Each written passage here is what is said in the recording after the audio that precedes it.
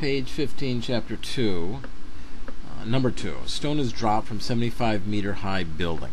Find out everything you can about the 75-meter building and the first stone. We know the initial velocity must have been 0. The acceleration would have been the acceleration due to gravity. The distance was 75 meters. You can determine the time it took to fall. Distance is VIT plus 1/2 AT squared. So distance is 1/2 AT squared. So 2y divided by g, take the square root of that, and that's the time it took to fall. And I don't know, you come up with something like 3 seconds. A little more than that. So you find out some information there, how much time.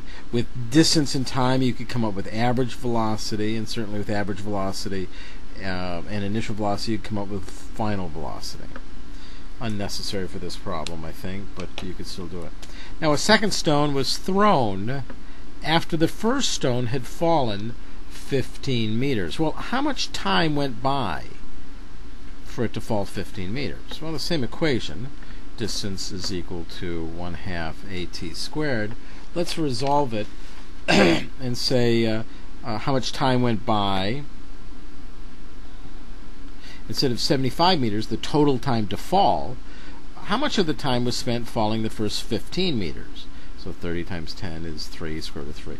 So let's say we come up with a time of, I don't know, let's say 2 seconds. So let's say the first one falls in 3 seconds. It's going to land at a certain velocity. The second one really only has the difference between the 3 seconds and the 2 seconds. It spent 2 seconds waiting for the first ball to go 15 meters. So whatever remaining amount of time,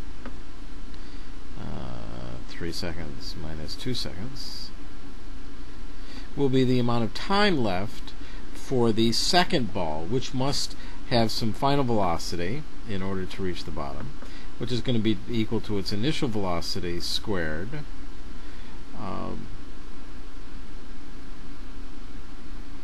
plus 2yj.